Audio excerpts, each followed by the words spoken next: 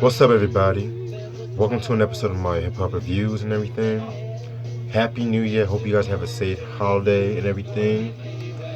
Yeah, so to be real with you guys, I gotta be disclaimer. I actually am redoing this review because my Wi-Fi was messing up and erased my stand review and stuff like that. Because I was supposed to upload that last Friday and originally do the next album today, but at the same time, I'm just looking at myself like I can combine these two together, so it's not like a big deal.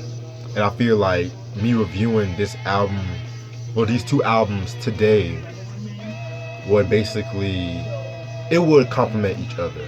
So it's kind of like, a blessing in disguise. So, well, the first album I'm about to review today is Sly and the Family Stone's fourth studio album. Fourth. Stan, released in 1969 on Epic Records. By this time, y'all should know who Sly and the Family Stone are. In my opinion, they're like my second favorite funk group. Sly Stone, musical genius, consists of members of Sly Stone, Freddie Stone, Cynthia Robinson, Jerry Martinez, Bette Stewart, Mary McCreary, Elva Mountain, Larry Graham, Greg Errico, Rose Stone, Gary Gibson, Pat Rizzo, Rusty Allen, Annie Newmark, Bill Lorden, Sid Page, Vicki Blackwell, Jim Strasberg, and Dennis Marcelino. Alright, singles I was known for. It came out with how many singles? 4 singles. Stand, I Want to Take You Higher, Everyday People, and Sing a Simple Song. Now, for those of you who don't know who Sly and the Family Stone are, they are a funk, psychedelic soul group and stuff like that. They got their start when the Stone siblings, Sly, Freddie, Rose, and what's her name? They formed their own group and everything like that. And fast forward to 1964, Sly became like a disc jockey at this radio station in San Francisco called K-Soul.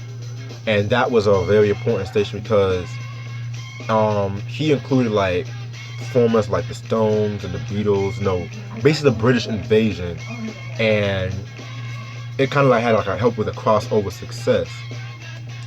And so around that same time, he produced for this San Francisco band called the Boomels and the Mojo Men, and for Autumn Records. And low-key, those singles were not really that much successful. So fast forward to 66, he formed a band called Sly and the Stoners, where he got Cynthia Robinson as a trumpet player. Dope trumpet player, by the way. Rest in peace, Cynthia Robinson.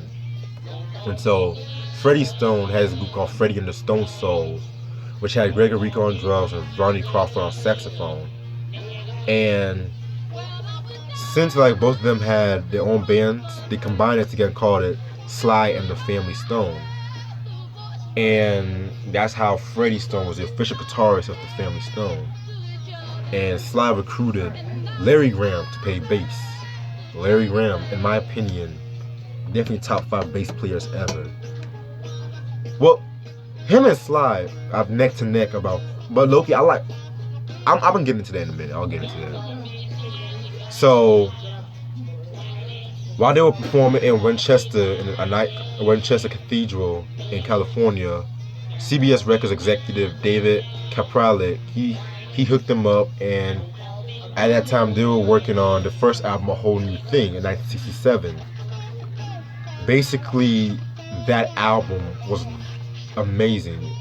Like, it was psychedelic, it was dark, it was everything.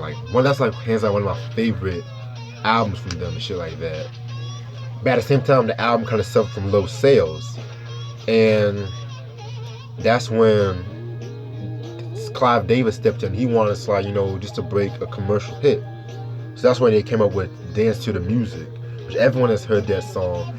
Dance to the music. Everyone heard that song. So fast forward to that same year, they came out with the album Dance to the Music, and Rose joined the group as a vocalist and keyboardist.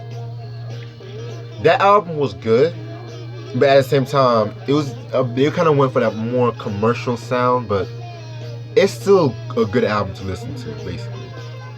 And fast forward to 1968, the same year, they dropped Live, the follow-up, which in my opinion, a highly slept on record and shit like that. And that same year, later that year, they released the first single from this album, Everyday People, which became their #1 hit, their first #1 hit. And they were working on this album, and that's why they call it Stand. Alright. Okay, I have to squeeze some time in, so if I kind of go through some fast, forgive me and stuff like that. And yeah, so this is the cover of Stan. Pretty dope cover. Have all the members just chilling, singing and stuff like that. No lyrics and everything, and band pictures and all that. All right. Okay. So let's see how am I gonna do this. So 8 songs. Y'all should know what I'm about to do. Okay, the first song of this album is called Stand. A very good way to start off the whole album and stuff like that. It basically calls the listeners to stand up for themselves and the community, what they believe in. Never being afraid to stand up for yourself, you know. Trivia about that song. The original version of Stand, he performed this at a small San Francisco club, but the audience was not very acceptive of that record at the time. So Sly went back to the studio and added like a gospel music break and shit like that, and that version became what known as today as Stand and stuff. So yeah. Track number 2, Don't Call Me Nigger Whitey, which is playing in the background right now. Self-explanatory. The song is literally all hook. Like, don't call me nigga whitey. Like, it's literally just that. And Rose just had like a short verse like in the middle and shit like that. I feel like that song is basically about racial injustice in a way, but at the same time, they added like vocoder effects, and this is like way before P-Funk, you know, Parliament Funkadelic got into it and shit like that. So yeah, I Want to Take You Higher is the next song. My favorite song off the whole album.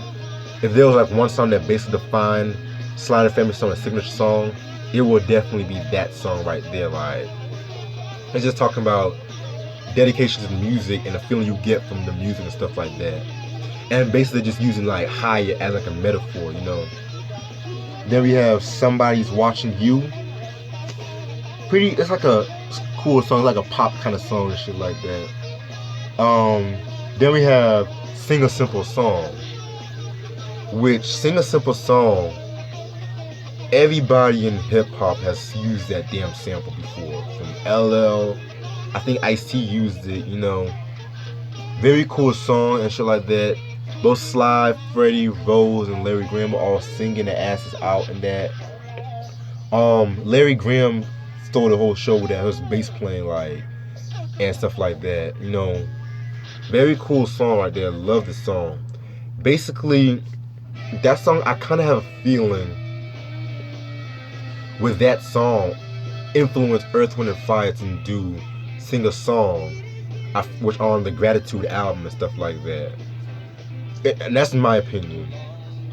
Then we have Everyday People.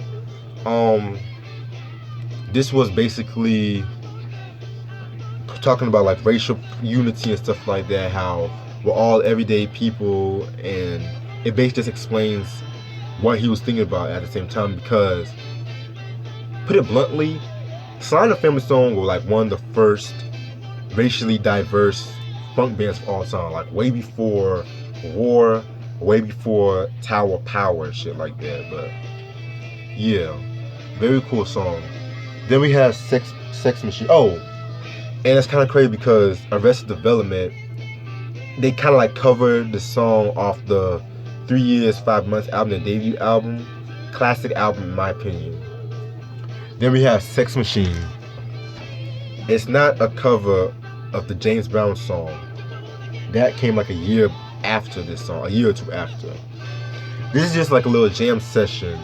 I mean, it's a cool listen, but if you're a fan of Larry Graham, this is definitely for you because his bass playing just stood out and shit like that. And then we have You Can Make It If You Try. Self-explanatory, another dope classic song right there. And then that's all the songs I have for this album. Overall, one of my favorite albums from them and shit like that. This album was very amazing and stuff like that. Very good album. Like, this could be considered like their breakthrough album and stuff like that. This was like when they really had everything together. They found their perfect sound and shit like that. You know what I'm saying?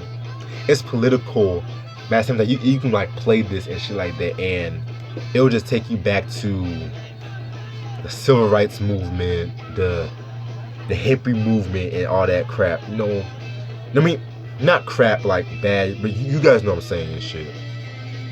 So yeah, like, very good album and everything like that.